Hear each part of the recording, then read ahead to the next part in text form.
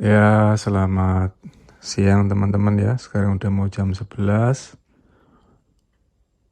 Jadi hari ini saya mau nyuci ya. Kebetulan mesin cucinya udah diganti baru ya sama perusahaan. Yang lama rusak diambil ya, diganti sama yang baru. Jadi saya mau sharing teman-teman ya mengenai hidup minimalis ya.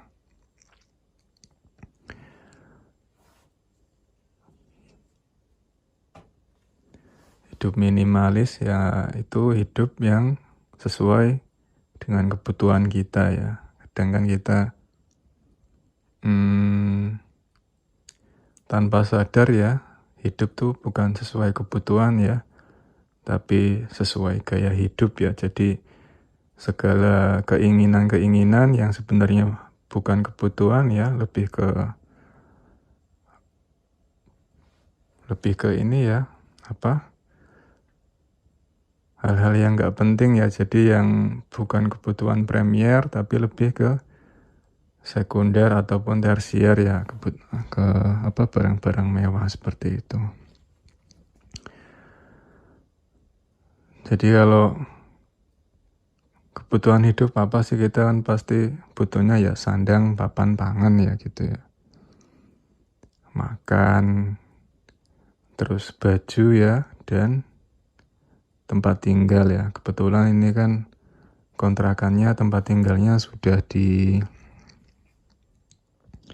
disediakan sama perusahaan ya, gratis ya. Kayak AC juga ini ya, dan lain-lain ya, begitu ya.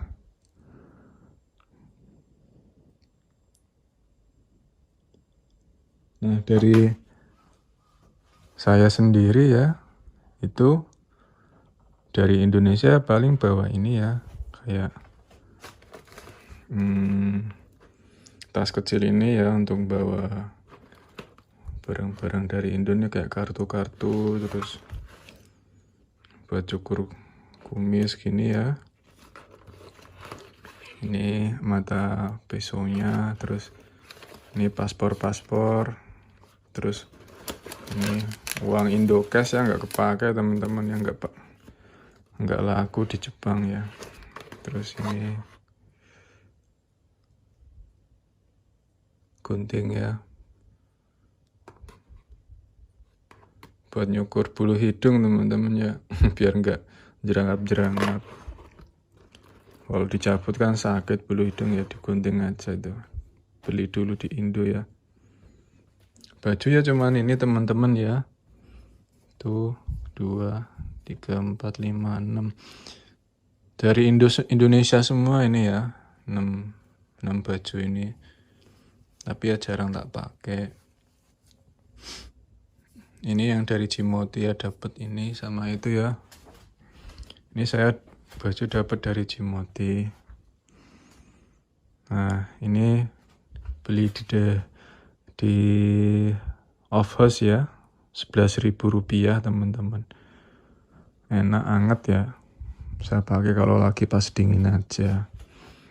Celananya cuma 2 ya, ini sama satu lagi di sini ya, kotor ya teman-teman ya. Tuh, ini baju dari Indo semua teman-teman. Ini dari Indo. Nah, ini celana cuma nama ini 2. Udah ini ya. Baju saya cuman ini sama ini doang teman-teman. Sedikit. Ini paling yang jarang tak pakai, paling nanti tak buang ya. Soalnya saya kan seringnya pakai yang kayak gini ya. Ini sekali pakai bisa 3 hari 4 hari. Jadi saya 3 hari sekali ganti teman-teman. Gantinya tuh 3 hari sekali gitu.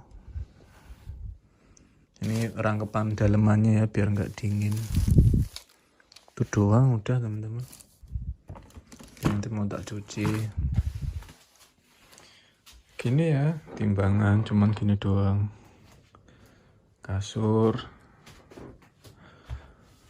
Ini lemari buat naruh buku-buku pelajaran ya. Koran-koran buat dibaca-baca, koran Jepang. Ini jam ya dari Jimoti teman-teman, gratis.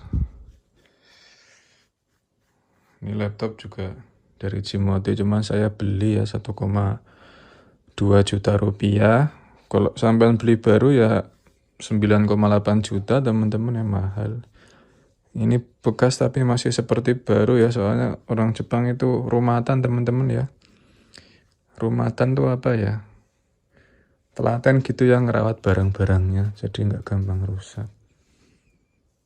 Ini lemari kecil buat naruh kayak casan gitu teman-teman tuh, casan. Ini ya perlengkapan buat bersihin komputer, laptop, komputer ini ya. Ini alat-alat tulis ya, ATK teman-teman ya.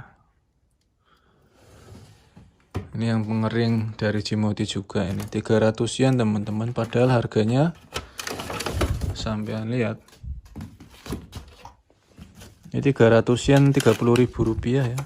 Harganya 15.000 yen teman-teman, atau 1,5 juta rupiah ya.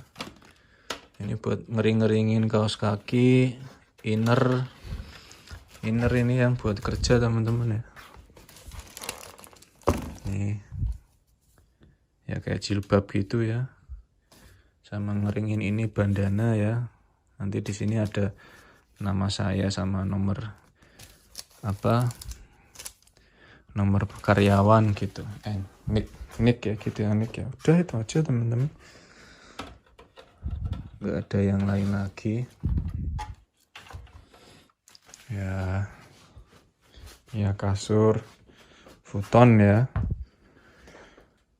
Udah itu aja, nih isi kamar saya nggak ada lagi teman-teman, cuma itu aja ya. Ini foto anak saya, ini saya, anak saya sama istri saya di sini. Tak kasih lihat ya, nanti ketahuan.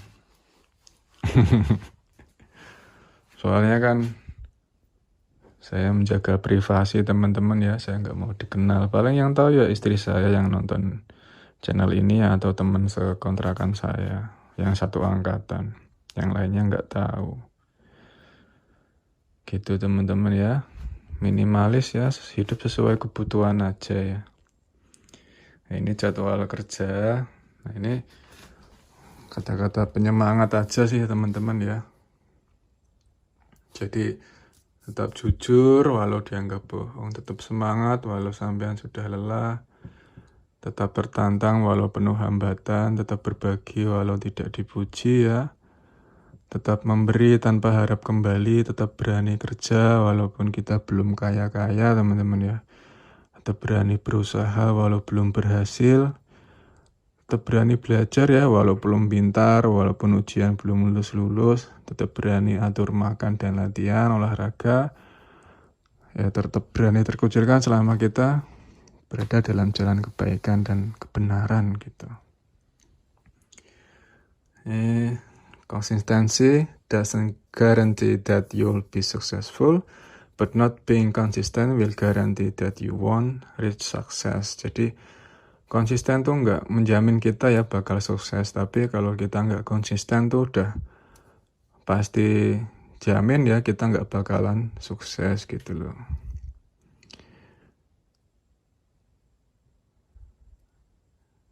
Kalau nggak konsisten kan kita ya nggak ngejalanin apa-apa ya, jadi ya gagal, udah nggak ada kemungkinan gitu. Kalau konsisten kan sampean masih ada kemungkinan buat sukses atau berhasil gitu ya, mewujudkan keyakinan sampean. Terus instead of spending time getting in the mood to work, just start working, confront the work. Jadi daripada ini ya, daripada buang-buang waktu buat biar dapat moodnya ya, biar bisa mulai kerja atau belajar, lebih baik langsung aja mulai ya, mulai belajarnya, mulai kerjanya langsung ini ya, langsung menghadapi pekerjaannya atau proses belajarnya gitu. Kadang kita nunggu nanti aja gitu, nunggu suasananya enak, tenang ya. Nunggu nantilah mood saya lagi nggak enak, ini nunggu mood enak aja. Kita nggak tahu mood enaknya kapan ya. Akhirnya nggak mulai-mulai ya, akhirnya nggak jalan-jalan ya gitu ya, tindak nyatanya nggak terwujud ya, akhirnya nggak ada perubahan, orang sampean nggak mulai. Yang penting mulai dulu gitu. People think they need perfect conditions to start, when in reality starting is the perfect condition. Jadi orang-orang tuh mikir ya bahwa mereka butuh kondisi yang sempurna ya, situasi yang sempurna untuk mulai. Misalkan, aku belum ada bukunya, aku belum ada laptopnya, aku belum ada meja belajarnya, nanti aja belajarnya ya gitu ya. Jadi nggak mulai-mulai. Padahal kenyataannya itu ketika kita memulai itulah situasi yang sempurna ya. Jadi meskipun sarana prasarananya belum ada, yang penting sampean mulai dulu ya dengan sarana yang ada dulu. Misalkan baru ada buku, belum ada meja belajar ya, baca-baca aja dulu bukunya sambil duduk lesehan di sini kan bisa, nggak mesti ada meja belajar dulu, misalkan gitu. Jadi padahal kenyataannya itu mulai itu adalah situasi yang sempurna. Jadi yang penting sampean mulai dulu gitu. Ya seperti itulah teman-teman ya. Jadi hidup sesuai kebutuhan teman-teman. Kan yang tahu kebutuhan kan sampean ya. Jadi sampean ya harus jujur. Misalkan sebulan tuh kebutuhan makan berapa. Kalau sampean nggak jujur ya, ditanya sebulan berapa ya, sampean mintanya buahnya ya 10 juta, 15 juta. Padahal paling kebutuhan makan sampean paling cuman 1,2 juta lah ya sebulan di Jepang. Cuma mungkin sampean bilangnya ke keluarga 5 juta gitu biar ada lebihannya, biar bisa jajan atau jalan-jalan gitu. Itu kan udah beda lagi ya, itu kan udah bukan kebutuhan hidup ya, tapi keinginan ya, biar bisa jalan-jalan dan lain-lain, main-main ya. Ini kayak kulkas juga. Nih, kulkas saya yang atas teman-teman ya. Cuma isi jamur teman-teman. Sama daging di bawah ya, lagi tak rendam air biar bisa dimasak. Ini punya teman saya, ini sama ini teman saya. Kan apa-apa tuh bertiga, ini saya, teman saya, teman saya. Cuma isi jamur doang teman-teman. Bawakan freezer ya. Ini punya saya di sini kosong, lagi tak rendem ya. Ini punya teman saya, Kita rendem di sini teman-teman. Nah, nanti mau tak masak ya udah, isi kulkas saya cuma ini sama jamur yang itu doang yang tak butuhin ya. Ini mesin cuci baru dibuat nyuci. Buat mandi ya cuman ini teman-teman. Odol sama sabun muka. Udah itu aja. Sama ini sabun mandi, sabun cair, sabun buat badan. Udah.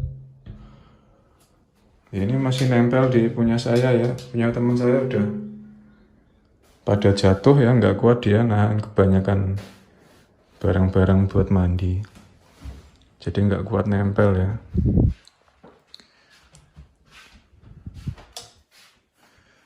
Itu teman-teman ya, jadi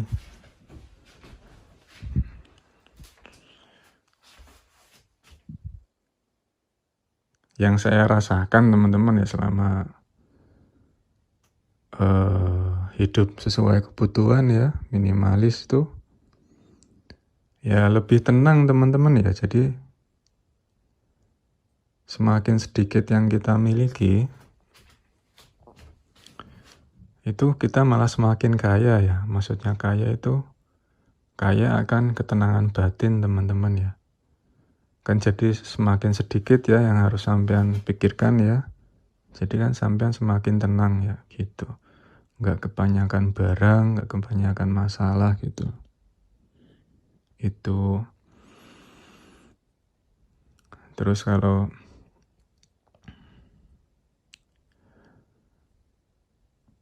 Kata Ki Ageng Surya Mentaram ya, itu kenali diri ya. Jadi kenali kebutuhan sampean tuh apa, jujur ya. Jadi hidup supaya tenang, bahagia selalu ya, kenali sak butuhe, sak perlune gitu ya.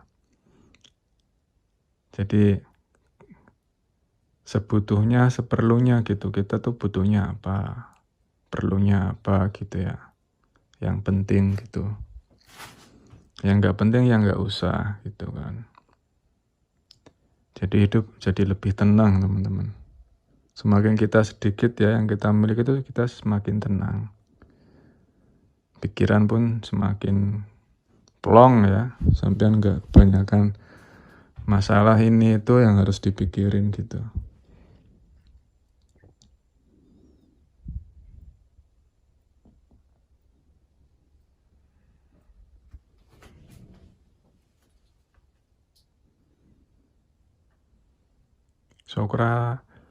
Sokrates pun begitu ya. Bapak filsafat dari Yunani ya bilang ya bahwa semakin sampean mengenali diri ya, itu semakin tenang ya hidup sampean. Jadi ketika kita bisa mengenali diri, kita bisa mengenali orang lain ya, bisa memahami semesta juga ya. Oh, misalkan kalau aku disakiti tuh, dibentak-bentak tuh aku nggak suka misalkan ya. Aku merasa marah misalkan gitu ya. Ya sampean jangan bentak-bentak orang gitu ya. Oh misalkan kalau saya ditipu ya, dibohongi tuh saya nggak suka gitu loh. Saya pasti kecewa dan marah misalkan ya. Oh ya udah, nggak sampean jangan menipu dan mengecewakan orang lain. Seperti itu teman-teman ya. Ketika sampean bisa mengenali diri sampean, jujur ya. Seketika itu juga sampean bisa mengenali orang lain gitu ya. Ataupun semesta ya. Alam semesta ini. Semakin sampean mengenali diri ya semakin banyak ya ketenangan yang sampean dapatkan, kebahagiaan ya. Tidak terbatas oleh ruang dan waktu ya. Dimanapun kapanpun sampean tetap tenang, bahagia ya. Mau pas lagi kerja ya, situasi lagi hektik ya, rame, sampean tetap bisa tenang ya. Tetap semangat karena sampean paham ya, karena saya bekerja ini bukan untuk diri saya tapi untuk keluarga, anak dan istri ya, orang tua, mertua. Jadi memberikan yang terbaik ya, sehingga bisa membantu kehidupan anggota keluarga yang tercinta. Seperti itu teman-teman. Sama halnya belajar ya, yang nggak terpaksa ya, nggak harus konsisten, tetap dilakukan ya. Seperti kita kalau gosok gigi gitu kan tiap hari ya, bukan konsisten kan namanya ya, karena paham ya gosok gigi itu baik untuk kesehatan gigi supaya nggak bolong. Soalnya kalau sakit gigi nanti ke dokternya mahal kan gitu ya. Ya sama kayak belajar itu karena baik untuk otak saya kan gitu, untuk pikiran saya nanti ketika ada masalah bisa dipakai untuk memecahkan solusi gitu ya. Jadi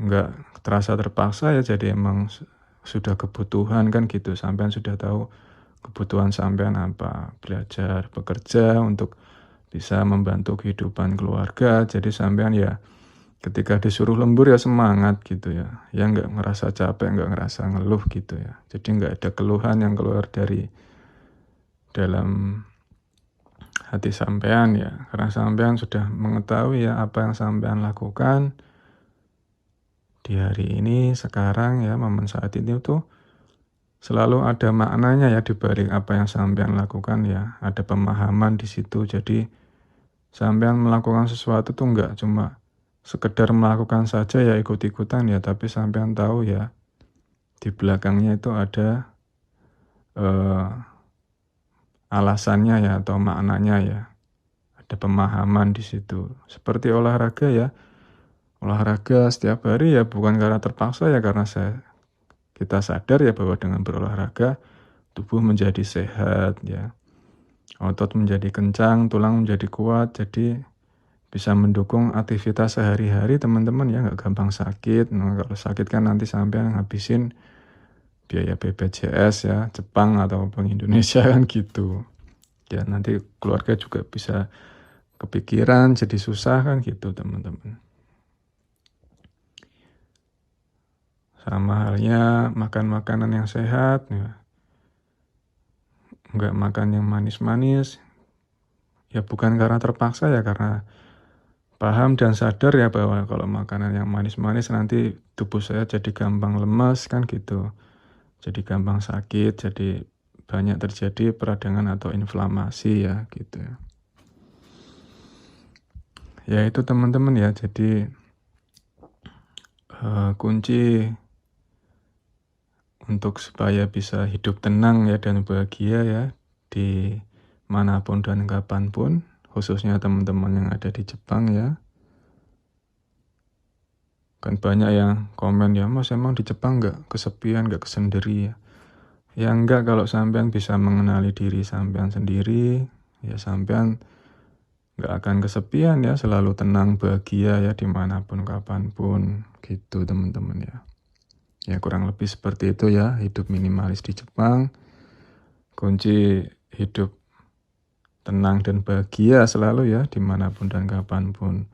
Ya semoga info ini bermanfaat teman-teman ya, bisa sampean aplikasikan kalau sampean emang berminat ya untuk hidup seperti ini, lebih tenang, lebih damai ya. Karena kebahagiaan itu bukan tentang kekayaan teman-teman ya, kekuasaan atau harga diri ya, sampean supaya bisa dipuji-puji ya, haus akan pengakuan, bukan tentang itu ya, bukan tentang segala hal yang ada di luar diri, tapi lebih ke yang ada di dalam diri sampean. Jadi sampean lebih bisa mengenali diri sampean, mengenali pikiran sampean, perasaan dan tubuh sampean. Ketika sampean bisa menyadari itu dan berjarak, sampean bisa melihat sampean sendiri, bisa menyadari kalau sampean sedang marah, oh aku lagi marah. Sampean berjarak dulu, amati amarah itu, nanti lama-lama dia mereda gitu ya, hilang kan gitu ya, perasaan kan muncul hilang. Ketika sampean bisa menyadari, sampean bisa merespon gitu ya, jadi enggak reaksi gitu ya, enggak langsung begitu marah langsung mukul orang, enggak gitu teman-teman ya. Sadari dulu, jadi hidup sampean tuh lebih tenang ya, adem ayem tentrem ya, gemah ripah loh jinawi ya kan. Kalau sampean adem ayem tentrem kan tenang ya. Kalau sampean sudah bisa menyadari sampean, bisa mengenali diri sampean lebih dalam ya, kan akhirnya sampean bisa tenang. Dengan ketenangan sampean bisa move on, melangkah lagi ya, entah itu belajar atau bekerja ya. Akhirnya kan hidup sampean kan berkelimpahan ya, gemah ripah loh jinawi ya, khususnya di hati dan jiwa sampean ya. Ya itu karena tenang ya, nggak kepikiran harus bayar utang kan. Banyak yang dari kita dibela-belain utang buat beli iPhone ya, biar bisa gaya gitu kan. Padahal ya nggak butuh-butuh amat ya, supaya bisa diakui sama teman-teman, sama orang-orang ya. Wah hebat, udah bisa beli iPhone misalkan. Terus ada yang bela-belain beli mobil atau apapun itu ya dengan kredit ya, supaya bisa dianggap wah sama orang-orang ya gitu kan. Jadinya sampean sendiri yang susah gitu ya, mencari kebahagiaan, ketenangan di luar diri ya. Padahal kebahagiaan itu sudah ada di dalam diri sampean, tinggal sampean menyadari apa enggak, udah itu doang. Sebenarnya ya simpel, cuman kita kebanyakan terlena ya sama yang ada di luar diri ya, hingar-bingar dunia ya. Apalagi di zaman sekarang ya, keinginan untuk supaya diakui ya, dianggap orang yang hebat, yang viral itu kan banyak ya sekarang orang-orang seperti itu ya. Ya, nanti sampean yang susah sendiri ya, kepikiran harus menyenangkan orang-orang ya. Sementara diri sampean nggak tenang ya, harus mikirin utang, bayar utang, cicilan, segala macam ya. Itu karena semakin banyak barang ya semakin banyak yang sampean pikirkan gitu. Udah itu aja dari saya teman-teman ya, semoga info ini bermanfaat ya teman-teman, khususnya yang sedang berada di Jepang, jadi tetap bisa hidup tenang ya, nggak mahal ya selama sampean makan sesuai kebutuhan, hidup sesuai kebutuhan hidup ya, bukan gaya hidup. Kalau sampean hidup sesuai gaya hidup sampean ya semakin besar gaya kan semakin besar tekanannya teman-teman ya. Karena ada rumusnya P sama dengan F per A ya, jadi tekanan tuh berbanding lurus dengan gaya ya. Ya semakin besar gaya hidup sampean, semakin besar tekanan hidup sampean. Kurang lebih seperti itu ya. Itu aja dari saya, semoga teman-teman keluarga selalu sehat, tenang, bahagia, damai selalu, hidupnya adem, ayem, tentram, gemah ripah loh Cinawi. Amin.